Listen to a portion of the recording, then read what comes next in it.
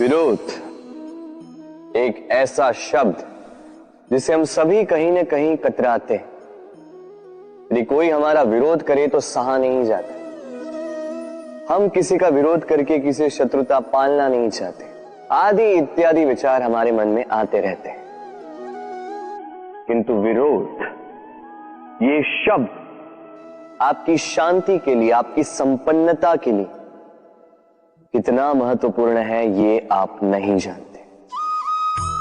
तो यदि कल कोई आके आपका विरोध करे तो सर्वप्रथम अपने आप को देखिए। आपने क्या भूल की है, आपने क्या दोष है, आपने कौन सा विकार है, वो समझने का प्रयास कीजिए। स्वयं को सुधारने का प्रयास कीजिए। फिर देखिए विरोध की ये भट्टी आपको स्वर्ण से कुंदन बना देगी।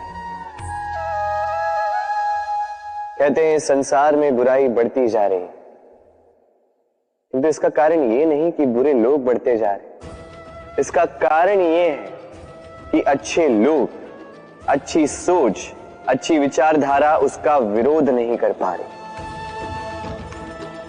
यदि आपके समक्ष कुछ बुरा हो रहा है तो उसका विरोध करने में संकोच मत कीजिए,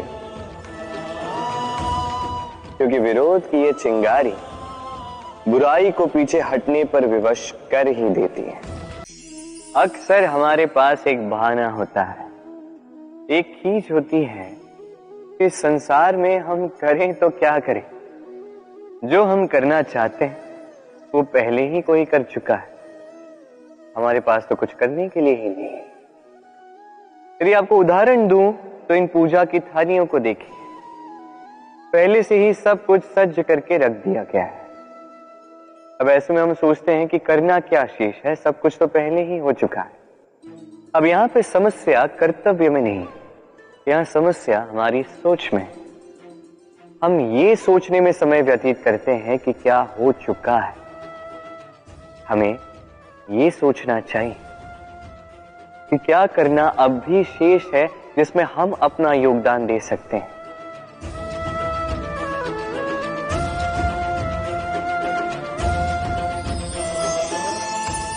समझे? संसार में ऐसा कोई कार्य नहीं जो पूरा हो। आप सदैव उसे आगे बढ़ाने के लिए प्रयास कर सकते हैं। आप उस कार्य को और श्रेष्ठ बना सकते हैं। बस आवश्यकता है तो सकारात्मकता की। इस नीम के पत्ते को देखिए, इसमें कई सारे गुण हैं। कई सारे रोगों का अंत करने के लिए ये नीम औषधि बनता है। इस वातावरण के लिए भी श्रेष्ठ है, हमारे शरीर के लिए भी श्रेष्ठ है। किंतु जब इसे चखोगे तो जानोगे कि नीम का पत्ता तो कड़वा है। अब नीम का ये पत्ता कड़वा है, क्या ये बुरी बात है?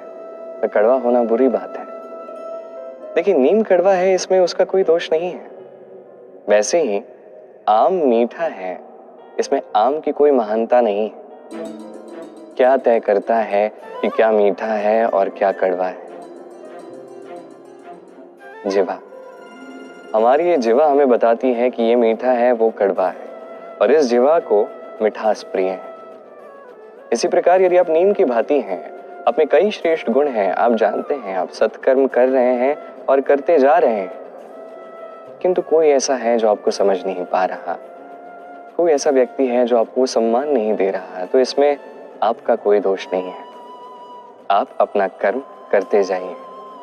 यहाँ समस्या और दोष है तो उस व्यक्ति के परखने की शक्ति में। जब भी हम महादेव को स्मरण करते हैं या उनकी पूजा करते हैं तो हम कहते हैं हर हर महादेव। अब ऐसा ही गौरव एक और देवी को प्राप्त है, देवी गंगा को।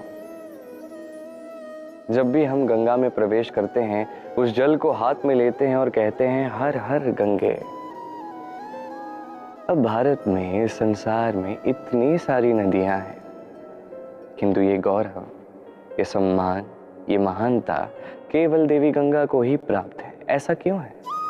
क्योंकि देवी गंगा जहाँ से बहना प्रारंभ करती है, वहीं से इस संसार को सींचना प्रारंभ करती है। अपनी संजीवनी शक्तियों से वो इस संसार का भला करती है।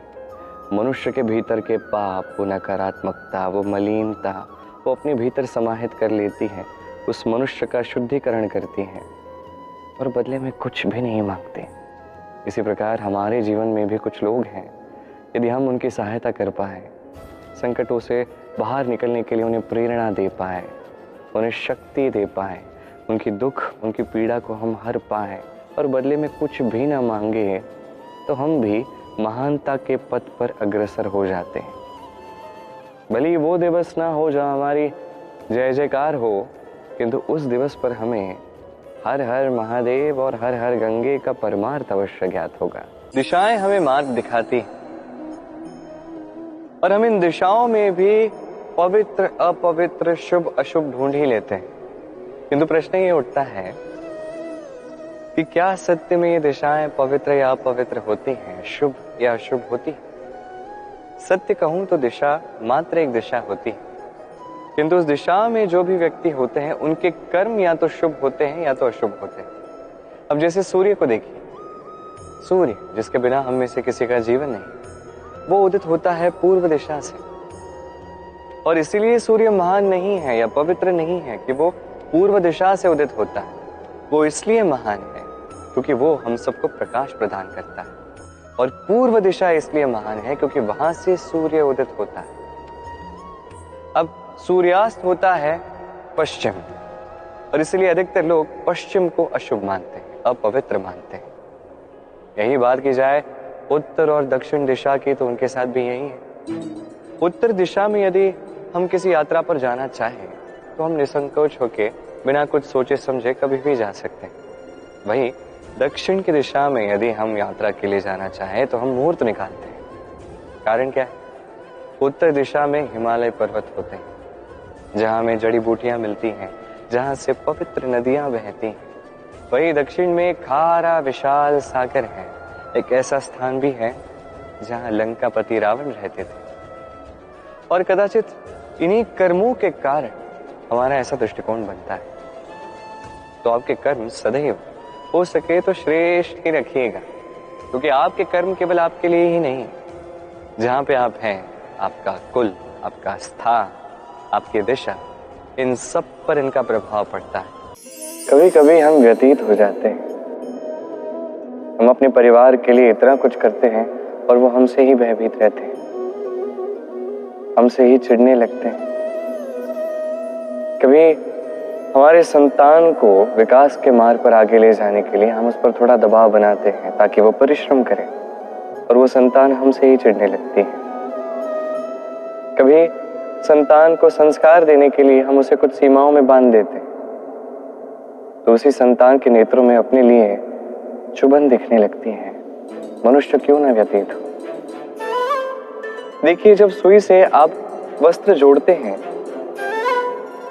तो वो सुई भी उन वस्त्रों को छुपती है, किंतु उससे सुई का या आपका मंतव्य बदलना नहीं चाहिए, क्योंकि आप तो अपना कर्म कर रहे हैं, वो भी पूर्ण मन के साथ, और अंत में आपका मंतव्य भी शुभ ही है। तो किसी के चिढ़ने के कारण, किसी के नेत्रों में अपने लिए चुभन देखने के कारण स्वयं को मत रोकिए। बिना कष्ट के कभी विकास नहीं होता। कर्म करते जाइए, सब शुभ होगा। मनुष्य वर्तमान में अपना जीवन व्यतीत करता है, और उसके जीवन में भूतकाल और भविष्यकाल दोनों का महत्व होता है। ये भूतकाल जो बीत गया, जो केवल जीवित रहता है हमारी स्मृतियों में, और भविष्यकाल वो जिसकी मात्र हम कल्पना ही कर सकते हैं। अब भूतकाल की कुछ स्मृतियां ऐसी होती हैं जो हमारे लिए आनंदमयी नहीं होती, कटु होती हैं, दुखदायी होती हैं, पीड़ादायक होती हैं। हम जो कुछ भी कर लें उसे तो बदल नहीं सकते, किंतु भविष्यकाल, उसकी रचना तो हम कर सकते हैं। यदि आज हम श्रेष्ठ कर्म करें, यदि आज का ये दिवस हम आनंद के साथ व्यतीत करें, सुख के साथ व्यतीत करें, एक एक क्षण हम आनंद और प्रेम के साथ व्यतीत करें, आज के आपके ये कर्म आपका भविष्य निर्धारित करते हैं। आज आप जो भी जिएंगे वो भविष्य में जाके भूतकाल बनेगा, और तब आपको ऐसी स्मृतियां मिलेंगी जहां आपने एक एक क्षण प्रेम और आनंद के साथ व्यतीत किया, और वो स्मृतियां मीठी होंगी। तो आज ही श्रेष्ठ और उचित कर्म कीजिए, आपको निश्चित रूप से एक उज्जवल, शुद्ध, पवित्र और आनंदमयी भविष्य प्राप्त होगा। सभी जीवन में सुख चाहते हैं, जीवन में ही क्या, जीवन के पश्चात भी हम सब सुख चाहते हैं। हम सभी स्वर्ग की कामना करते हैं, किंतु बड़ी सरल सी बात है, यदि आपको स्वर्ग प्राप्त करना है तो पहले मृत्यु प्राप्त करनी होगी। आप प्राण दोगे ही नहीं तो स्वर्ग प्राप्त भला कैसे होगा? नहीं? बस इतनी छोटी बात से जीवन में बहुत कुछ सीखा जा सकता है। यदि आपका कोई लक्ष्य है, कोई मनोवांछित स्थान है, कोई बड़ा कार्य आप करना चाहते हैं, तो वो सब होगा, किंतु केवल कामना करने से नहीं। आपको कर्म करना होगा, निरंतर प्रयास, परिश्रम, मार्ग ढूंढने होंगे, आगे बढ़ना होगा। कभी असफलता मिलेगी तो उसका सामना करना होगा, संकटों का सामना करना होगा, भीतर से अपनी शक्ति को बढ़ाना होगा, तभी आपको आपका लक्ष्य मिलेगा, मनोवांछित स्थान मिलेगा। महानदी गंगा एक बूंद से आरंभ होती, फिर धीरे धीरे बढ़ती, चट्टानों से चोट खाती है, रुकती नहीं, आगे बढ़ती जाती, तब जाके ये महानदी गंगा बनती। परिश्रम कीजिए, लक्ष्य को प्राप्त कीजिए और मेरे साथ प्रेम से कहिए, राधे।